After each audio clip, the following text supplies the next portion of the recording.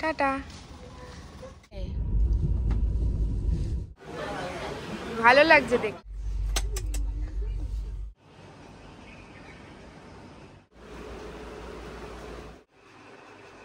Hello সবাইকে, আমি পারমিতা। আমার আরেকটি নতুন ব্লগে সকলকে স্বাগত।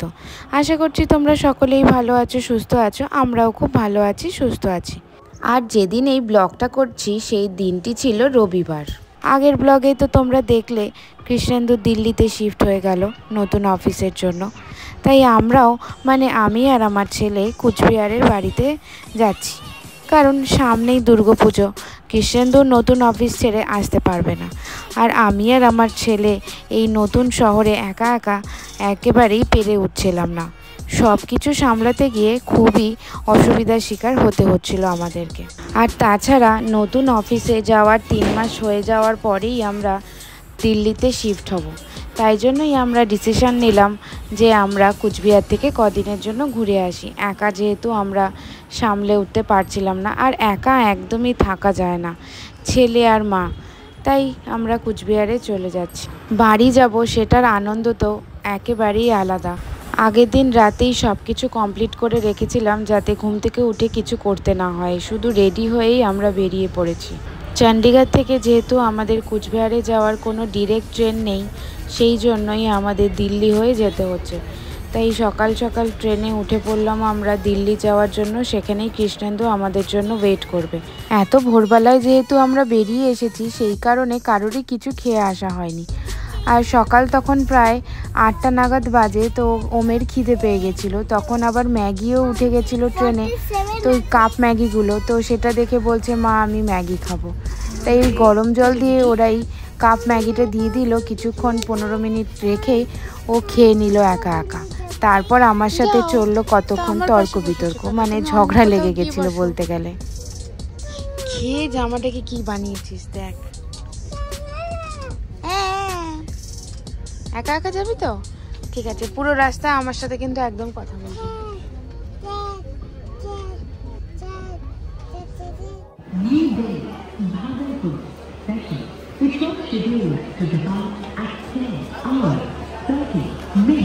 বারোটা নাগাদ আমরা নিউ দিল্লি ঢুকে গেলাম। নিউ দিল্লিতে ঢুকে আমরা একটু কৃষ্ণেন্দুর জন্য ওয়েট করছিলাম, কারণ ওর আসতে একটু লেট হচ্ছিল বললো, তাই কারণে আমরা বসেছিলাম স্টেশনে।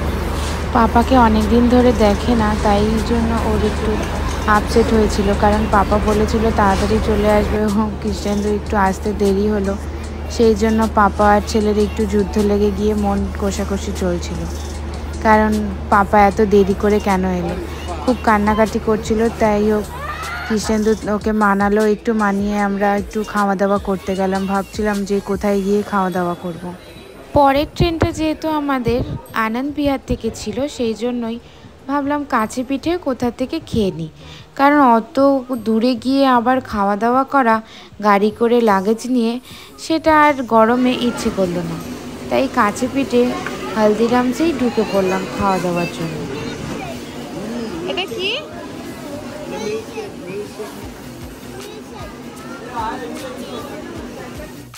এত গরম লাগছিল, এসেই তাড়াতাড়ি করে কৃষ্ণেন্দু কতগুলো শেক অর্ডার করেছিল। শেক খেয়ে ঠান্ডা হয়ে তারপরে ভাবছিলাম পরের খাবারগুলো কি করব। কারণ এখান থেকেই আমাদের খাওয়া দাওয়া করে ট্রেনের জন্য বেরিয়ে যেতে হবে গাড়ি করে।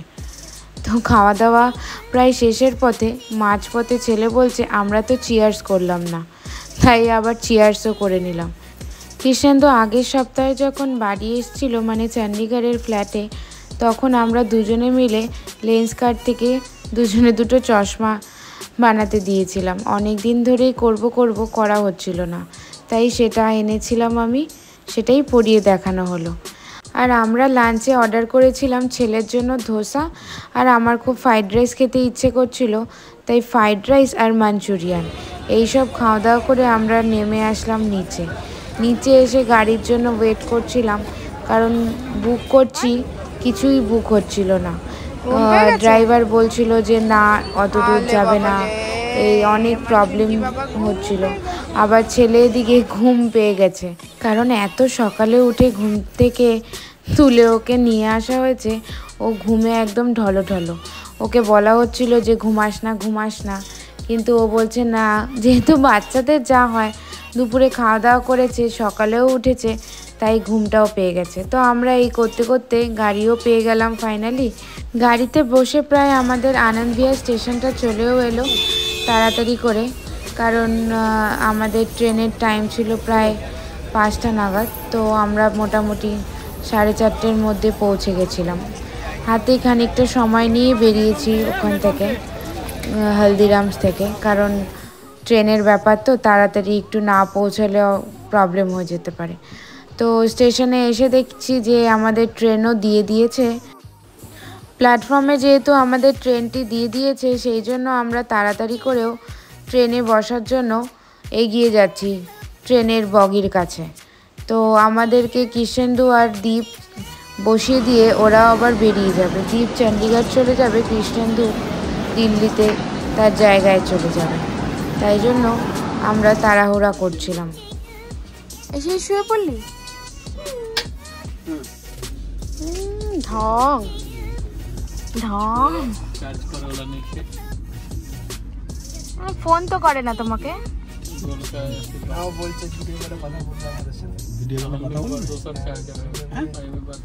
কিন্তু একটা জিনিস তুমি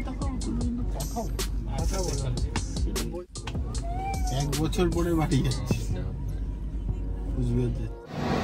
টাটা।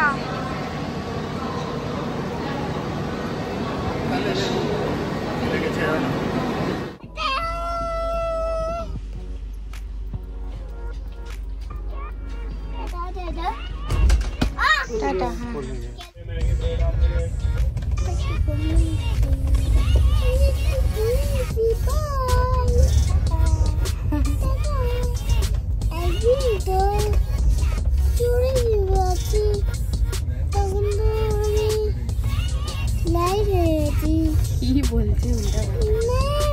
ওরা সবাই চলে গেল আর আমি ভাবলাম যে এখন বসে থেকে কি করব, তাই আমরা একটু ঘুমিয়ে নিই।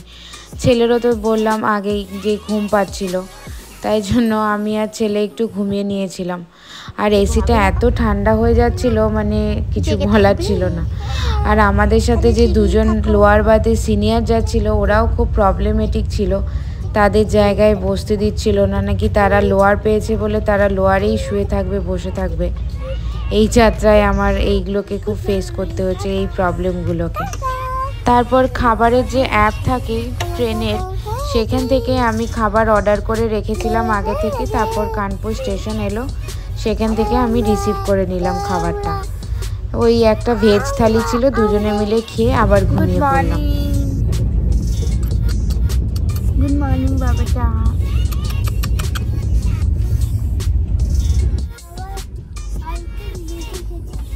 কখন?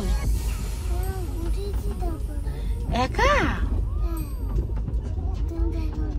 কি একা একা এত কিছু করতে পারো?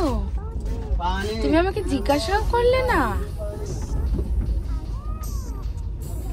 এটা কিন্তু ঠিক নয়। তুমি সকালে ঘুম থেকে উঠে তুমি কোল্ড ড্রিঙ্কস খেলে। সকালে ঘুম থেকে উঠে ওই ইরিটেটিং লোকগুলোকে ফাইনালি আর দেখতে হলো না। আমি আর আমার ছেলেই ওইখানে একাই রাজত্ব করছিলাম। তো তারপরে আর কি করব, সকাল সকাল একটু বিস্কুট খেয়ে নিলাম। তারপরে দুপুরের জন্য খাবারও অর্ডার করে ফেললাম, কারণ পরে দেরি হয়ে গেলে খাবার অর্ডার করলে পাওয়া যাবে না, তাই করে ফেললাম। তারপর আমাদের ট্রেনে খেলাধুলা, গল্প, আড্ডা এইসব করে দুজনে অনেকটা সময় কাটিয়ে দিচ্ছিলাম। করিস না না বাবা, তুমি আমার শোনা না, পা টিপতে হবে না। আমার পা কিচ্ছু হয়নি, কিচ্ছু হয়নি। কেন করছো না বাবা, আমার শোনা না, তুমি না পা টিপে না। ছি ছি ছি, তোমাকে আমি পা টিপে দেবো, তুমি কেন পা টিপছো? কি করছিস?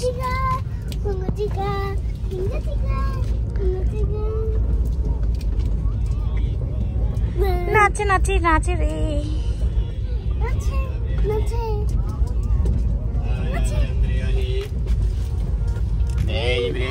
ভেজ বিরিয়ানি, আন্ডা বিরিয়ানি।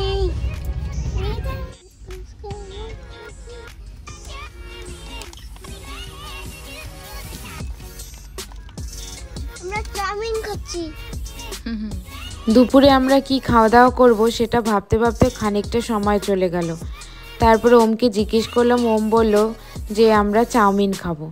তো ব্যাস, যা ভাবা তাই করা, তাই আমরা চাউমিন খেয়ে নিলাম দুপুরবেলায়। আর ট্রেনটা আমাদের একটু লেটও চলছিল, কি আর করা যাবে, ওই লেট নিয়েই চলছি আমরা। একটু ফোনটা রাখো বাবা। আরে তো আমার দিকে তাকাও, তাকাও। আমি একটু টয়লেটে যাচ্ছি, তুমি আমার ফোনটা দেখে রাখো। হ্যাঁ, তুমি একা থাকতে পারবে তো? তোমাকে যদি ধরে নিয়ে যায়, তোমাকে যদি ধরে নিয়ে যায় কি করবে তুমি? তুমি কি করবে তাহলে? এইভাবে করতে করতে দুপুর থেকে সন্ধে হয়ে গেল। তারপরে সন্ধেবেলায় কি করব বুঝতে পারছিলাম না, কারণ এনজিপি আসবে আসবে করে যাচ্ছিল। তারপর আমার বোনও আসবে, এনজিপি থেকে আমাদের বোন আমাদেরকে নিতে আসবে। দেখো তুই কার জন্য এসেছিস? বেটার জন্য। বেটা কোথায়? বেটা নেই। এ বাবা কোথায় গেছে? গেছে ঘুরতে গেল, তুই জানিস না? এ বাবা, তোকে খুঁজতে গেল না নিচে? হ্যাঁ, নেই নেই। তাহলে কি আমি চলে যাব? হ্যাঁ চলে চলে যা। তাহলে আমি চলে যাই।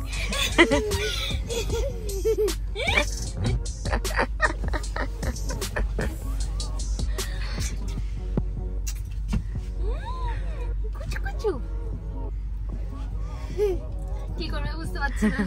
এটা জড়িয়ে ধরো, জড়িয়ে ধরো।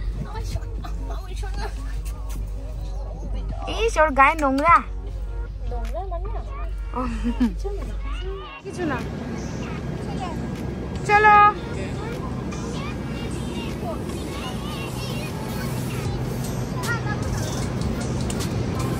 ফাইনালি আমরা নিউ কুচবিহার স্টেশনে পৌঁছালাম। রাত প্রায় তখন 9:30 বেজে গেছে। বোন ছিল বলেই তাই জন্য নিশ্চিন্ত ছিলাম, একা একা আমাদেরকে যেতে হবে না। তাই তাও লাগেজ একটু বেশি ছিল বলে তাই কুচবিহারেও এসে কুলি নিয়ে নিলাম, কারণ এই ফ্লাইওভারটা পার করাটাই খুব টাফ হয়ে যায়। তাই জন্য বাধ্য হয়ে আমাদের কুলি নিতে হয়েছে। ভাগ্যিস নিউ কুচবিহার স্টেশনের এই এসকেলেটারটা চলছিল, তাই জন্য একটু নিশ্চিন্ত ছিলাম। আর এসেই দেখি পরদিন যেহেতু বিশ্বকর্মা পুজো ছিল, তাই জন্য ওখানে প্যান্ডেলের করে আয়োজন করা হয়েছে। অনেকটা রাতও হয়ে গেছিলো, প্লাস আবার পরদিন বিশ্বকর্মা পুজো ছিল, তাই জন্যই টোটো পাওয়াটা একটু অসুবিধাজনক হয়ে যাচ্ছিল। তাই কিছুটা সময় দাঁড়িয়ে আমরা তাড়াতাড়ি করে টোটোতে উঠে পড়লাম। আর এই খাগড়াবাড়ির এই গেটটা এত অসাধারণ লাগছিল আমার চোখে প্রথম দেখা। আগের যখন এসেছিলাম তখন এটা পুরো কমপ্লিট হয়নি, বেশ ভালো লাগছিল দেখতে। এই আমার কুচবিহার শহরটা ধীরে ধীরে কতই না সুন্দর হয়ে উঠছে, ছোট থেকে বড় হয়ে উঠছি, আর ততই যেন সুন্দর হয়ে উঠছে এই শহরটি। অন্ধকার তো। মা বাড়ির সামনে এসে দাঁড়িয়েছিল তার নাতিকে ওয়েলকাম জানাবে বলে, তো সে জানিয়ে তাকে ঘরে নিয়ে যাচ্ছে। আমি এখন পর হয়ে গেছি, নাতি এখন আসল হয়ে গেছে। মানে সুদের থেকে আসলের ধার বেশি, নাকি আসলের থেকে সুদের ধার বেশি, কথায় আছে না, সেটাই এখন বড় হচ্ছে আর দেখতে পাচ্ছি। কাকিমণি আর বড় কাকা, হাদি, এরা সবাই এক এক করে লাইন দিয়ে দাঁড়িয়েছিল ওম কখন ঘরে আসবে, তাকে কতক্ষণে কোলে নিয়ে চটকাবে। মানে অনেক দিন পর দেখা হলে যা হয়। দূরে থাকার ফল তো এইটাই না, কাছাকাছি থাকলে তো প্রত্যেক দিন দেখা হতো বা কিছু না কিছু অনুষ্ঠানে অ্যাটেন্ড করা হতো, তাহলে তো অনেকটা বাচ্চারা বলো বড়রা বলো সবাই ফ্রি হয়ে যেত। ওমের একটাই সমস্যা, ভিডিও কল করুক ফোন করুক তখন কিন্তু কারোর সাথে এত কথা বলবে না যতটা এখন মিল মহব্বত দেখা যাচ্ছে। তো আমরা তাড়াতাড়ি করে ফ্রেশ হয়ে খেতে বসে গেছি, কারণ ভাত খাইনি, এই জন্য মনটা আনচান করছিল।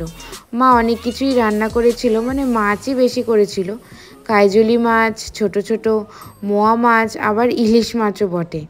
তো এত কিছু খেয়ে পুরো ভুরি ভোজ করে কতক্ষণে বিছানাটা টানছে মনে হচ্ছে। হ্যাঁ, তো ঘুম পাচ্ছিল খাওয়া দাওয়া করে, কিচ্ছু বলার ছিল না। অনেক দিন পর মাছ দিয়ে ভুরি ভোজটা বেশ ভালোই হলো, তাই জন্য এখন বিছানাটা টানছে মনে হচ্ছে। তো আজকের জন্য ব্লগটা এখানেই শেষ করছি, দেখা হচ্ছে পরের ব্লগে, টাটা।